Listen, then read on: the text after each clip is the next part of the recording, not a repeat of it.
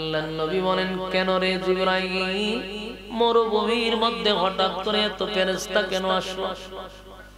বলে, নবীজি, এই মুহূর্তে আপনাকে একটা জানাজা পড়াইতে হবে, জানাজা পড়াইতে হবে, আল্লাহর ওয়াদা।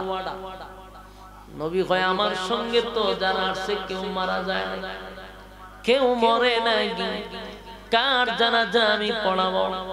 বলে, মদিনায় একজন মারা গেছে, আপনার সাহাবী মুআবিয়া ইবনে মুআবিয়া দুনিয়া থেকে বিদায় হয়ে গেছে। আল্লাহর নবী বলে, জিবরাইল রে,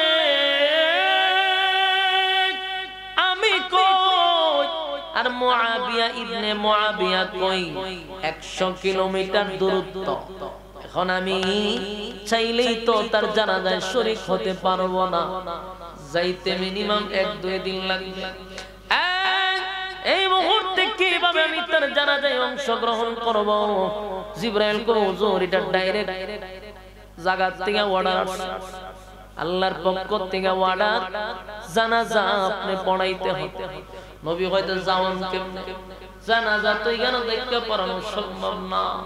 জিবরাইল কো, হুজুর, চিন্তার কোনো কারণ নাই, আপনি শুধু জানাজার জন্য প্রস্তুতি নেন। মরুভূমির মাঝখানে নবী সাহাবায়ে কেরামদেরকে লইয়া জানাজা পড়ার জন্য নবী কাতার বন্দী হইয়া দাঁড়াইছে। জিবরাইল কয়, হুজুর, আপনারা 2টা কাতার করেন। তাই সাহাবীদেরকে লইয়া নবীজি 2 কাতার করলেন। জিবরাইল কয়, হুজুর, আপনার প্রথম কাতারের সঙ্গে 70,000 ফেরেশতা দাঁড়াইছে, দ্বিতীয় কাতারের সাথে 70,000 ফেরেশতা দাঁড়াইছে। এই 70,000 ফেরেশতা দাঁড়াইল। নবী গো, আপনি ইমামতির জায়গায় চলে যান। কিন্তু নবী আশ্চর্য হয়ে গেল, লাশ নাই, 100 কিলোমিটার দূরত্বে আমি কেমনে রে এখন জানাজা পড়াই? কিন্তু জিবরাইল আলাইহিস সালাতু ওয়াস সালাম ওনার ডানা দিয়া একটা বাড়ি মারছে মাটির মধ্যে। বাড়ি মারার সাথে সাথে নবীজি তাকায়া দেখে, নবীর সামনে মুআবিয়া ইবনে মুআবিয়ার লাশ দেখা যায়।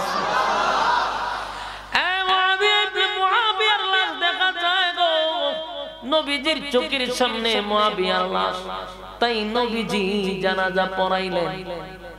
জানাজা পড়ানোর পরে নবীজি আশ্চর্য হয়ে গেল, এই সাহাবী এমন কি আমল করছে রে, যে আমলের কারণে 70,000 ফেরেশতা তার জানাজায় শরীক হইছে।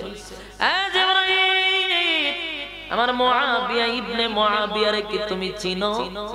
জিবরাইল কয়, হুজুর, শুধু আমি কেন, আসমানের সব ফেরেশতা আপনার মুআবিয়ারে চিনে।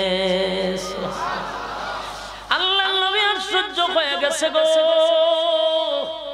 কি এমন আমল করলো রে, যে আমলের কারণে আজকে তার জানাজায় অসংখ্য ফেরেশতাদের উপস্থিতি। এবার নবীজি যুদ্ধে চলে গেলেন। যুদ্ধ শেষ, নবীজি যখন মদিনায় গেলেন, হুজুরায় ঢোকার আগে নবীজি মুআবিয়ার বাড়িতে গেছেন। মুআবিয়ার আত্মীয়-স্বজনদেরকে ডাক দিয়া বলে, এই মুআবিয়ার ব্যাপারে আমি নবী কিছু জানতে চাই গো, বলো না, আমার মুআবিয়া কি এমন আমল করত, কি এমন ইবাদত করত, যার কারণে তার জানাজার মধ্যে 1,40,000 ফেরেশতা হাজির। আসমানের সব ফেরেশতা মুআবিয়ার চিনে। সাহাবীরা বলে, হুজুর, চোখে পড়ার মতো কোনো আমল নেই, তবে একটা অভ্যাস ছিল, হাঁটতে, বসতে, ঘুরতে, ঘুমাইতে যে সময় পাইত, জবান দিয়া পড়ত, কুল হুয়াল্লাহু আহাদ, আল্লাহুস সামাদ, লাম ইয়ালিদ ওয়া লাম ইউলাদ ওয়া লাম ইয়াকুল লাহু কুফুয়ান আহাদ। আমার জমাত ভাইরা, এই সূরাটা এখনো আছে না নাই? অনেক হিন্দুরা কি বলে? আল্লাহই বলে। যদি জিগান কেমন আছেন, তো হয় উপর আল্লাহ ভালো রাখছে। তো উপর আল্লাহ কারে বুঝাইছে? আল্লাহরে বুঝাইছে। তো আল্লাহরে তো আল্লাহই দেখে, কিন্তু বেশ কম উল্লেখযোগ্য, সাধারণ বেশ কম। বেশ কমটা কি আমি আপনাদের বলি। মুসলমান ইমানদার ব্যক্তি আল্লাহকে আল্লাহ বলে, এটাই শেষ না। আমাদের ইয়াকিন আর বিশ্বাস হলো আমাদের জীবন, আমাদের মরণ, আমাদের ইবাদত, আমাদের বন্দেগী যা কিছু আছে সব কিছু দেনেওয়ালা একমাত্র। আমাদের জীবন মরণ সব কার হাতে? আমাদের ছেলে সন্তান দেওয়ার মালিক কে? ব্যবসায় বরকত দেওয়ার মালিক কে? অভাব অনটন দেওয়ার মালিক কে? অভাব থেকে আবার আমাদেরকে সচ্ছল করার মালিক কে? সব তো আমরা আল্লাহর উপরে ডিপেন্ড করি। কিন্তু হিন্দুদের ব্যাপারে, এদের ব্যাপারে একটা উল্লেখযোগ্য বেশ কমে, এরা আল্লাহকে আল্লাহ বলে ঠিক, কিন্তু দেখবেন কোনো কিছু চাওয়ার সময় কিন্তু আল্লাহর কাছে চায় না। আমরা চাই কার কাছে? আমরা আল্লাহরে আল্লাহ বলি এবং আল্লাহর কাছে চাই, কিন্তু হিন্দুরা আল্লাহর কাছে চায় না। চায় না কেমনে? আমি নিজে দেখছি চায় না। এরা যখন কোনো কিছু দরকার হয় এবং চাওয়ার মন চায়, তখন এরা মান্ডব গড়ে ঢুকে। মান্ডব গড়ে ঢুকে কালী মার কাছে চায়, সরস্বতী মার কাছে চায়, দুর্গা মার কাছে চায়। তাহলে আল্লাহরে তো আল্লাহ বললো ঠিক, কিন্তু চাওয়ার বেলায় কালী মার কাছে। কোনো কিছু দিবার মনে চাইলে এরা সরস্বতী মার কাছে। তাহলে তোদের আল্লাহ বলার আমাদের আল্লাহ বলার মধ্যে বেশ কম আছে না? নেই?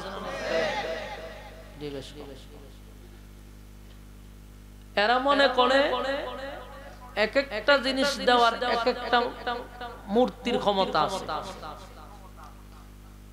তো এরা যে এত কিছু লইয়া রাসূলের কাছে গেল যে আমরা আল্লাহকে আল্লাহই বলি, সুতরাং আপনি কেন আল্লাহর দাওয়াত দিবেন? আমাদের সাথে একত্রিত হইয়া দেন। আল্লাহর নবী বলেন যে কখনো সম্ভব না, কারণ আমাদের আল্লাহ বলা তোমাদের আল্লাহ বলার মধ্যে বেশ কম আছে। আমরা আল্লাহকে আল্লাহ বলি এখানেই শেষ না, আমরা আল্লাহকে আল্লাহ বলার পরে এক অদ্বিতীয় হিসাবে বিশ্বাস করি। তোমরা কি আল্লাহকে আল্লাহ বলো ঠিক, কিন্তু এক অদ্বিতীয় বিশ্বাস করে না। এখন যদি প্রশ্ন করি আল্লাহরে আল্লাহ বলো ঠিক, তো মান্ডব গড়ে এতগুলা মূর্তি কেড়ে হইব এই দিয়ে আল্লাহর সাথী সঙ্গী। নাউজুবিল্লাহ। আল্লাহরে আল্লাহ কয় ঠিক, কিন্তু এটি বলে সাথী সঙ্গী। এরা চাওয়ার সময় দেখবেন এইভাবে করে।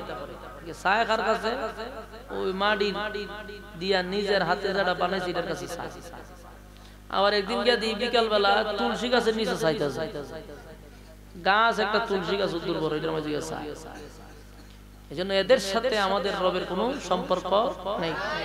এরা রব বলে ঠিক, সবার রব তো আল্লাহ। হিন্দুদের রব আল্লাহ, সমস্ত প্রাণীকুল সৃষ্টি জগতের রবকে, কিন্তু এদের বলার মধ্যে বেশ কম। এরা আল্লাহকে আল্লাহ বলে ঠিক, কিন্তু আল্লাহকে এক অদ্বিতীয় মানে না, বিশ্বাস করে না। মূর্তি পূজারীরা হইল বহুবাদী। এরার খুদার কোনো অভাব নাই। এরা রাস্তা দিয়ে আটটা যে বড় বট গাছ দেখলো এটা খুদা, ছোট তুলসী গাছ দেখলো খুদা, নিজের হাতে বানায়া পিছন দিয়া লাঠি ঢুকাইছে এটাও খুদা। বাস্তব না বাস্তব? এদেরকে বলা হয় বহুবাদী। আর খ্রিস্টানরা তারা খুদা মানে তিনজন। খ্রিস্টানদের দাবি হলো এরা খুদা তিনজন। একজন হইল আল্লাহ, আর একজন হইল মরিয়ম আল্লাহর বউ, আর আল্লাহর ছেলে হইল ঈসা।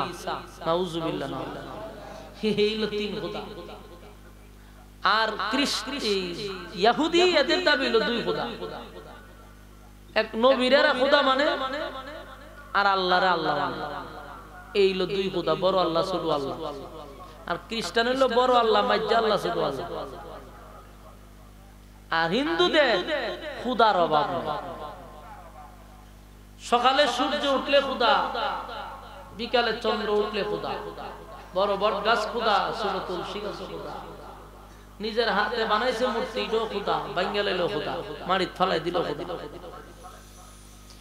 তখন আল্লাহর রাসূলকে তারা যখন চার্জ করতে লাগলো যে আপনার খুদা আলাদা কিভাবে, আমরার খুদা আর আপনার খুদার মধ্যে বেশ কমটা কোন জায়গায়? এই তিন দল মিল্লা রাসূলদের চারটা প্রশ্ন করছে। এই চার প্রশ্নের জবাবে আল্লাহ রাব্বুল আলামিন সূরা ইখলাস নাযিল করছে। প্রশ্ন করছে কয়টা? আমার কথা বুঝুন না আপনারা? এরা বিতর্কিত চারটা প্রশ্ন করছে। এক নাম্বার প্রশ্ন, রাসূলের কাছে তারা প্রশ্ন করছে আপনার আল্লাহ টোটাল কতজন? আপনার এলাকাতে আপনি এই আওয়ার অঞ্চলের ভিতরে নাউজুবিল্লাহ আসেনি? কোন সমকন কেউ রূপে ঠাড়া পড়লে না কেউ মারা গেলে লক্ষণ তীর হমিক ইগানো নাউজুবিল্লাহ কইতেন না তো কইতেন কোন না। এরা রাসূলকে প্রশ্ন করছে আপনার আল্লাহ টোটাল কতজন? ওই দেন আর ভিতরে কথা বেরিয়ে গেছে। রাসূল যে বলছে আপনাদের আল্লাহ আর আমার আল্লাহ বলার মধ্যে বেশ কম আছে, এই প্রশ্ন এডি বলে এরা কয় আপনার আল্লাহ টোটাল কতজন? এটা হলো প্রথম প্রশ্ন। দুই নাম্বার প্রশ্ন হইল আপনার আল্লাহ কি করে, উনি কি কইরা চলে, কাজ কি? মানে এর ধারণা হইলো খাস কাম করে আল্লাহ চলে, এজন্য জিজ্ঞেস করেটা কি, কাজটা। দুই নাম্বার প্রশ্ন। তিন নাম্বার প্রশ্ন হইল আপনার আল্লাহ বিয়া শাদী করছিল, বাচ্চা কাচ্চা আছে, এটা তিন নাম্বার প্রশ্ন। চার নাম্বার প্রশ্ন হইল আপনার আল্লাহর শক্তি কি পরিমাণ আছে, লাগলে আমাদের সাথে পারবো না। এরা চার প্রশ্ন শুনছেন, এই হলো তাদের বিতর্কিত চার প্রশ্ন। আর এই তাদের বিতর্কিত চার প্রশ্নের জবাবে আল্লাহ তখন সূরা ইখলাস নাজিল করছে।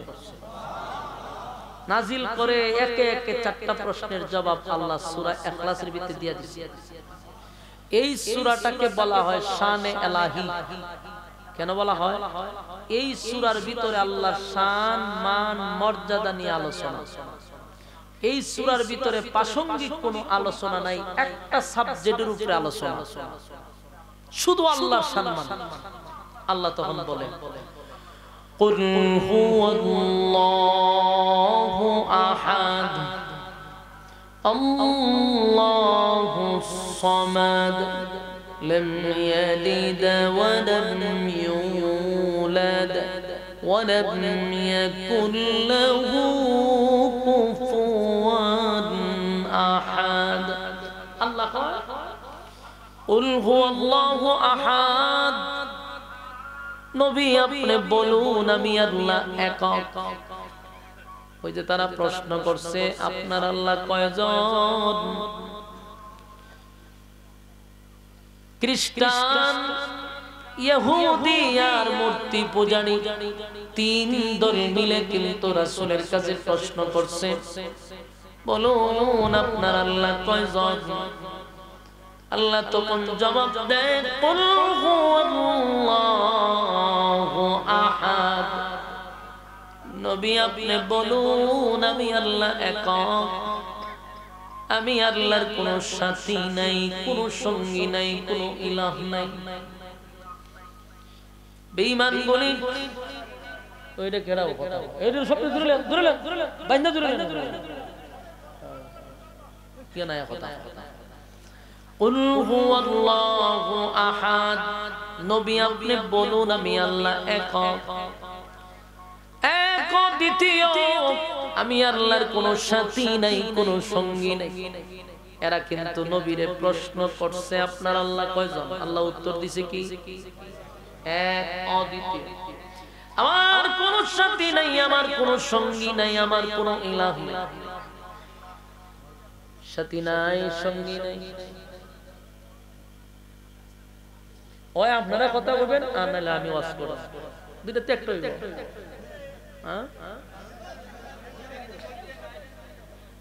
হ্যাঁ এখানে কেন কথা, ফোনে ফোন টোন বন্ধ করেন, ফোন টোন বন্ধ করেন।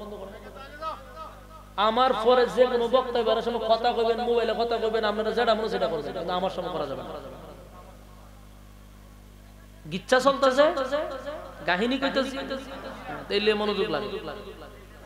গিচ্ছা কাহিনী শুরু করে দিতাম তাহলে আর এত কইলাম না যে মনোযোগটা শুনে না। আমি একটা সাবজেক্ট নিয়ে আলোচনা করতে যদি বাড়িতে না লয়ে যেতাম ওয়াজ করে লাভটা কি?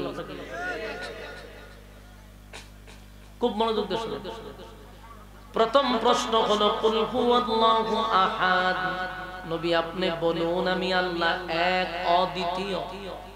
আমার কোনো সাথী নাই, আমার কোনো সঙ্গী নাই, আমার কোনো ইলাহ নাই। এই তিন দল নবীরে বারবার যখন প্রশ্ন করছে মুহাম্মদ বলো তোমার আল্লাহ কতজন রব্বে কারীম, কিন্তু তাদের জবাব দিয়া দিছে নবী গো জানায়া দেন আমি আল্লাহ এক, দ্বিতীয় আমার কোনো সাথী নাই, সঙ্গী নাই, ইলাহ নাই, আমি এক, অদ্বিতীয়। বেঈমানরা তাদের খোদা মনে করে অনেকগুলা, খ্রিস্টানরা মনে করে 3 জন, ইহুদিরা মনে করে 2 জন, মূর্তি পূজারীদের খোদার কোনো অভাব নাই। আমার মালিক বলে আপনি জানায়া দেন আমি আল্লাহ এক, দ্বিতীয় আমার কোনো সাথী নাই, সঙ্গী নাই। এটা তাদের প্রথম প্রশ্নের জবাব দিয়া দিছে কুল হুয়াল্লাহু আহাদ। এরপরে তারা জবাব দেয় 2 নাম্বার প্রশ্ন করে আপনার আল্লাহ করেটা কি, কি করে চলে, কেমনে চলে। এটার জবাবও কিন্তু আমার মালিক দিয়া দিছে আল্লাহুস সামাদ। বেঈমানরা প্রশ্ন করে আপনার আল্লাহর কাজ কি, উনি করেটা কি, কেমনে চলে, কি করে। আল্লাহ জবাব দেয় আপনি জানায়া দেন আল্লাহুস সামাদ। আমি অমুকাফিক, আমি কারো উপর ডিপেন্ড করি না, কারো উপর আমি আল্লাহ নির্ভর না। কুল কায়নাত আমি আল্লাহর উপর নির্ভর করে। আমি মালিক, কারো উপর নির্ভর করি না, সবাই তো আমি আল্লাহর উপর নির্ভর করে। সৃষ্টি জগৎ সব মালিকের উপর ডিপেন্ড করে। এই জন্য এটাও জবাব দিয়া দিছে আল্লাহুস সামাদ। আমি অমুকাফিক। 2 নম্বর প্রশ্নের জবাবও তারা পেয়ে গেল। 3 নম্বর প্রশ্ন হলো আপনার আল্লাহর বিয়া শাদী করছে। বেঈমানগুলি রাসূলকে প্রশ্ন করে আপনার আল্লাহর ছেলে মেয়ে আসেনি। আমার মালিক তাদের এই বিতর্কিত প্রশ্নের জবাব দিয়া বলেন লাম ইয়ালিদ ওয়া লাম ইউলাদ, লাম ইয়ালিদ ওয়া লাম ইউলাদ। আমি আল্লাহ কারো কাছ থেকে জন্ম নেই নাই, কাউরে জন্ম দেই নাই। বলুন আল্লাহ কারো কাছ থেকে জন্ম নিছে? আমার আল্লাহ কাউরে জন্ম দিছে? মালিক কাউরে জন্ম দেয় নাই, মালিক কারো জন্ম নেয় নাই। আমার মালিক একে একে সব প্রশ্নের জবাব দিয়া দিল। 3 নাম্বার প্রশ্নটা ছিল আপনার আল্লাহ বিয়া শাদী করছে, বাচ্চা কাচ্চা আসেনি। আল্লাহ তো জবাব দিল লাম ইয়ালিদ ওয়া লাম ইউলাদ। আমি আল্লাহ কারো কাছ থেকে জন্ম নেই নাই, কাউরে জন্ম দেই নাই। আমার মালিক জন্ম দেয় না, জন্ম নেয় না। এরপরে তারা 4 নাম্বার প্রশ্ন যেটা করছে, 4 নাম্বার প্রশ্নটা হলো আপনার আল্লাহর শক্তি কি পরিমাণ আছে। এরা আমার মালিকের শক্তি জানতে চায় রে। আমার মালিক এটার জবাব দিছে ওয়ালাম ইয়াকুল লাহু কুফুয়ান আহাদ। আমার সমতুল্য, আমার সমকক্ষ কেউ নাই, কেউ নাই। বলুন আল্লাহর সমতুল্য কেউ আছে? আল্লাহর সমকক্ষ কেউ নাই। তাহলে একে একে একে একে 4 প্রশ্নের জবাব দিয়া দিল। প্রথম প্রশ্ন ছিল আল্লাহ কয়জন? তাই আল্লাহ বলেন কুল হুয়াল্লাহু আহাদ। নবী বলুন আমি এক, অদ্বিতীয়। আপনার আল্লাহ কি করে? আল্লাহ কয় আল্লাহুস সামাদ। আমি অমুকাফিক, কারো উপর ডিপেন্ড করি না। আপনার আল্লাহর ছেলে মেয়ে আসেনি। আল্লাহ কয় লাম ইয়ালিদ ওয়া লাম ইউলাদ। আমি আল্লাহ কারো কাছ থেকে জন্ম নেই নাই, কাউরে আমি আল্লাহ জন্ম দেই নাই। 4 নম্বর প্রশ্ন, আপনার আল্লাহর ক্ষমতা কি পরিমাণ জানতে চাই গো। আল্লাহ বলেন ওয়ালাম ইয়াকুল্লাহু কুফুয়ান আহাদ, আমার সমকক্ষ, আমার সমতুল্য কেউ নেই। আমি কিন্তু 3 ভাগের 2 ভাগ আলোচনা করে ফেলছি, কথা কি বুঝতেছেন? কেন নাজিল হলো সেটাও বললাম, সরল তরজমা গুলি আপনাদের সামনে উপস্থাপন করলাম। আলোচনার 2 ভাগের 3 ভাগের 2 ভাগ শেষ। এই একে একে 4টা প্রশ্নের জবাব আল্লাহ সূরা ইখলাসের ভিতরে দিয়া দিয়েছে। আরো অসংখ্য প্রশ্ন করছে, কিন্তু মূল 4টা প্রশ্ন দিয়ে আল্লাহ সূরা ইখলাস নাজিল করছে। তারা আরো জানতে চাইছিল আমার আল্লাহর ঘুম আসেনি, আমার আল্লাহর তন্দ্রা আসেনি, আমার আল্লাহর বিশ্রাম আসেনি, কখন ঘুমায় কখন খায় কেমনে চলে। আল্লাহ কয় আল্লাহুস সামাদ, আমি আল্লাহ কারো উপর ডিপেন্ড করি না। বলুন আল্লাহর কি রেস্ট নেওয়া লাগে, একটু বিশ্রাম নেওয়া লাগে? আল্লাহ বলে লা তাখুযুহু সিনাতু ওয়ালা নাওম।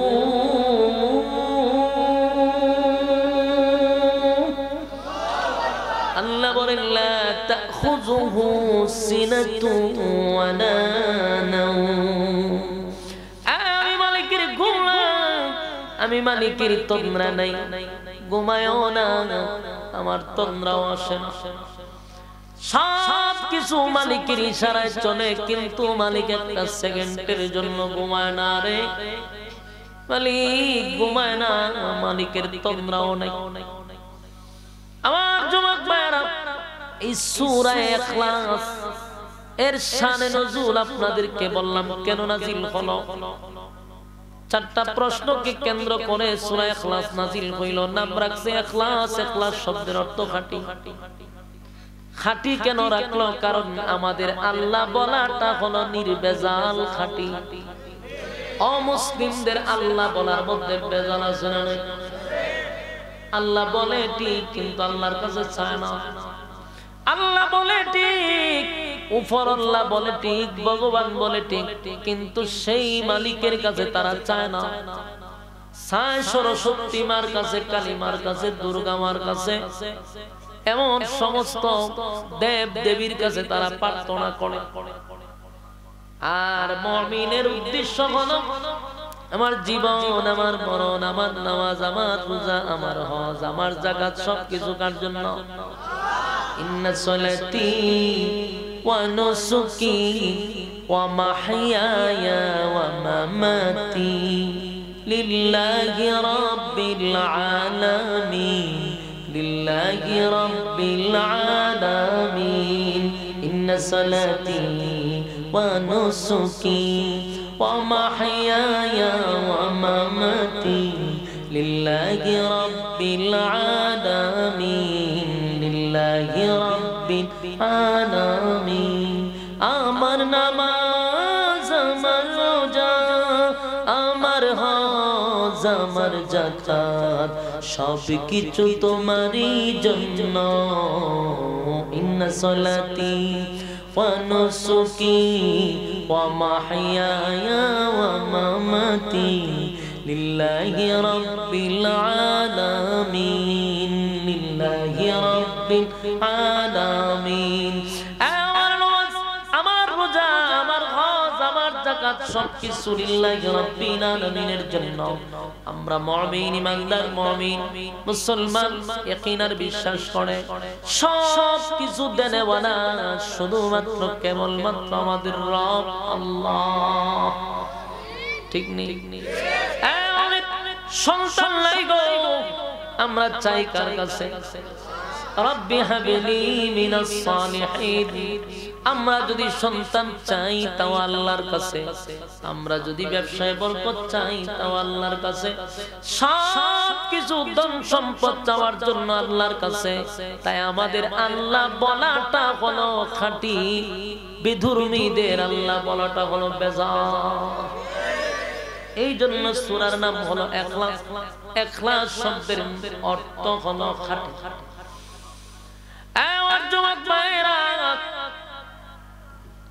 আমাদের আল্লাহ বলা খাঁটি, তাই আমরা আমাদের রবের কাছে চাই, রবের কাছে চাই। আর তারা আল্লাহ বলে ঠিক, কিন্তু রবের কাছে চায় না।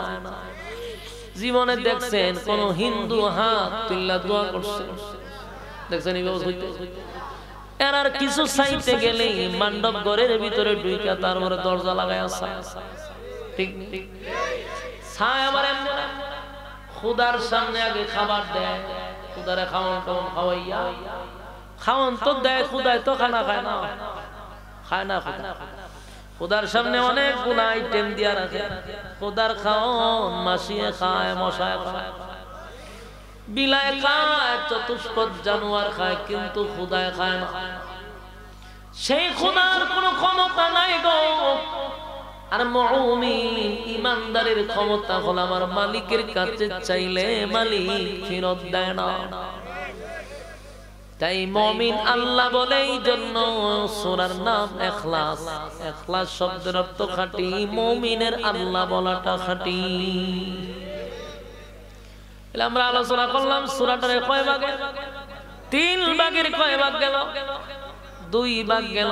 এখন আসুন আমরা এই সূরার সংক্ষিপ্ত ফজিলত আলোচনা করি। সূরাটা বললে কি এটা জানা দরকার না? আপনারা শানে নজুল জানলেন, কেন নাজিল হইল? 4টা প্রশ্ন করছে, আল্লাহ নাজিল করছে সূরা। সূরার সরল তরজমা শুনছেন, সূরার ভিতরে কি বলছে সেটাও বললাম। এখন আসুন এই সূরা পড়লে কি হয়, ফজিলত কি? সূরাটা একেবারে ছোট। কুরআনের মধ্যে সবচেয়ে ছোট সূরার মধ্যে ইখলাস আর একটা সূরা, আরেকটা হলো কাউসার, সবচেয়ে ছোট, আর এটা হলো ইখলাস। যদিও সূরাটা ছোট, কিন্তু আল্লাহর রাসূল বলেন এই সূরা কুল আল্লাহ কুরআনের 3 ভাগের 1 ভাগ। কিতাব কুরআনের 3 ভাগে। এই সূরা যদি কেউ একবার পড়ে 10 পারার সওয়াব, 2 বার পড়লে 20 পারা, 3 বার পড়লে 1 খতমের সওয়াব। কত গুরুত্বপূর্ণ সূরা। সবাই মুখস্থ পারি, কিন্তু ঠাড়া পড়লেও কেউ সূরাটা পড়তে রাজি না। মুখস্থ তো আছে, পড়ে না।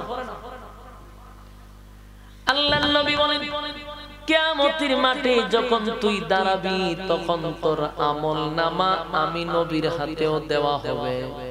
কারণ প্রত্যেকটা নবীর হাতে তার উম্মতের আমলনামা দেয়।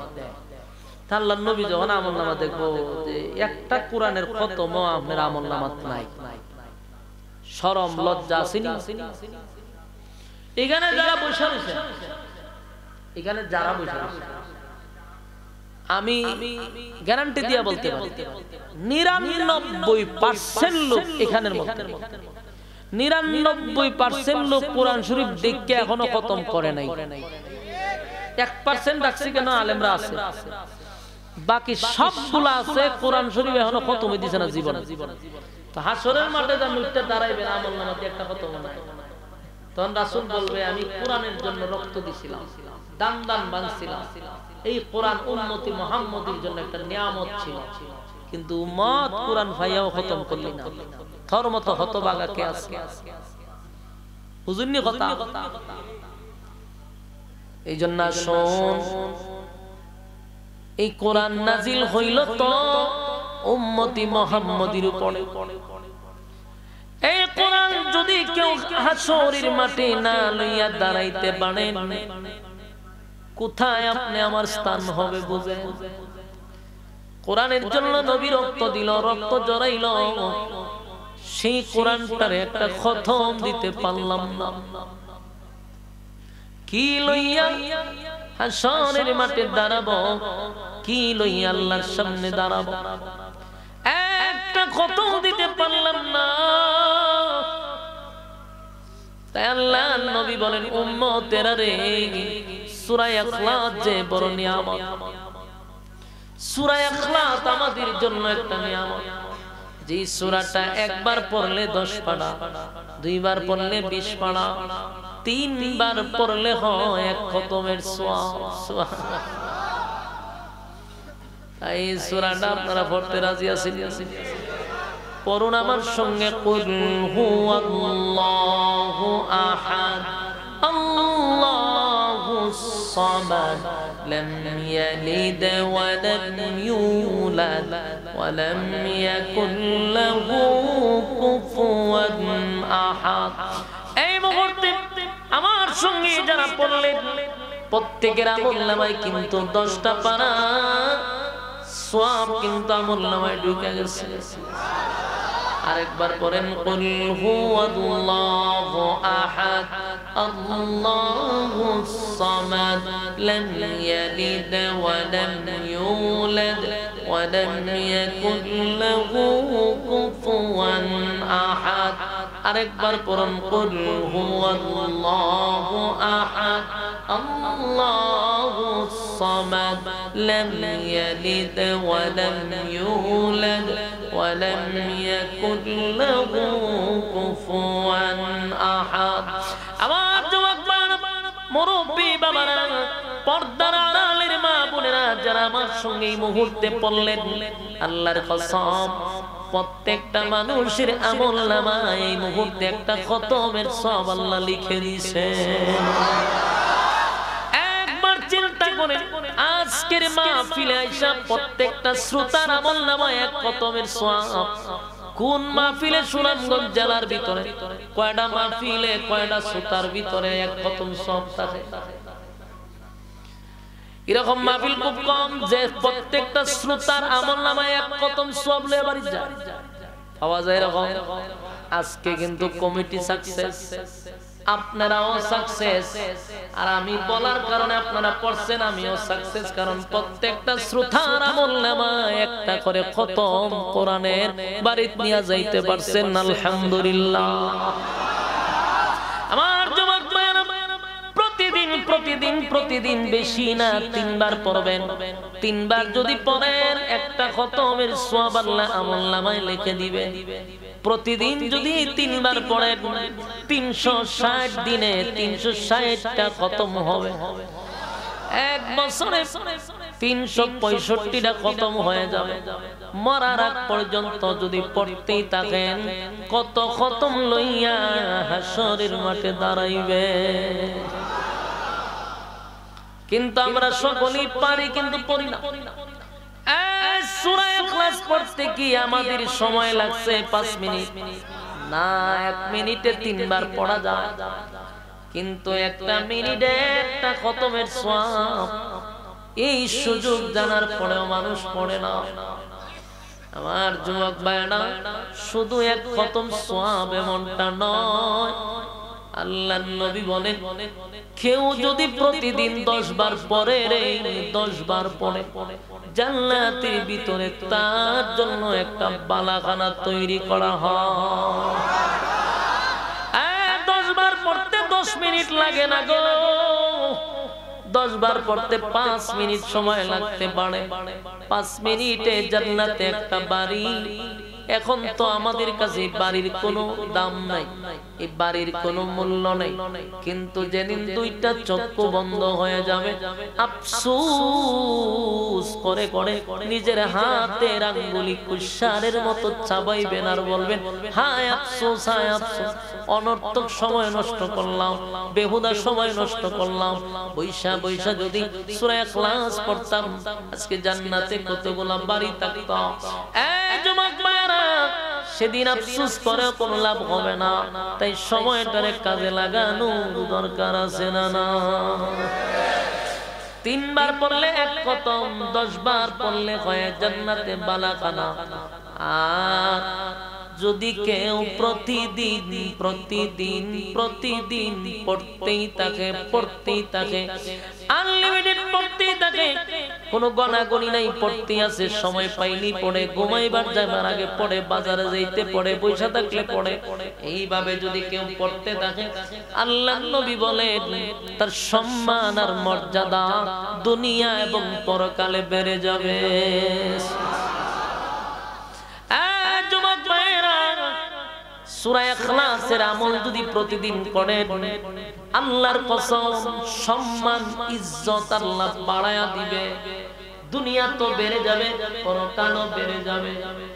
এই সূরা ইখলাসের আমল যদি করতে পারেন, আল্লাহর নবী বলেন সাহাবায়ে কেরামদেরকে নিয়ে নবী গেলেন যুদ্ধের ময়দানে, যুদ্ধ করার জন্য গেছে রে, দূর বহুদূর মদিনা থেকে, মরুভূমির মধ্যে যুদ্ধ করার জন্য নবী সেনাপতি হইয়া যুদ্ধের প্রস্তুতি আল্লাহর পয়গম্বর যখন নেওয়া শুরু করে দিল, যুদ্ধের কাজ চলতেছিল, ঠিক এই মুহূর্তে হঠাৎ করে নবী তাকায়া দেখে চতুর্দিকটা অন্ধকার হয়ে গেছে। এক প্রচন্ড রুদ্রের মধ্যে হঠাৎ করিয়া কেন রে অন্ধকার হয়ে গেল? চতুর্দিকে রুদ্র আছে, কিন্তু কিছু জায়গা নিয়া, কিছু এরিয়া নিয়া এমন অন্ধকার হয়ে গেছে।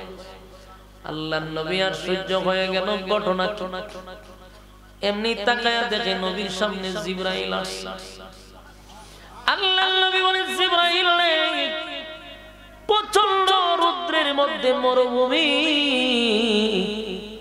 যুদ্ধের প্রস্তুতির জন্য কাজ চলতেছে, ঠিক এই এরিয়াটা নিয়ে অন্ধকার হয়ে গেল, আকাশটা মেঘাচ্ছন্ন হয়ে গেল। জিবরাইল কো হুজুর, আকাশ মেঘাচ্ছন্ন হয় নাই। আগা নবীজি, আমি জিবরাইল আজকে একা আসি নাই, আমার সঙ্গে 1,40,000 ফেরেশতা এই মুহূর্তে পদার্পণ করছে। 1,40,000 পয়গম্বর এই মুহূর্তে আমার সঙ্গে ফেরেশতা আল্লাহ পাঠাইছে। আমি একা আসি নাই, লক্ষাধিক ফেরেশতাদের কিনিয়া জমিনে পদার্পণ করছে।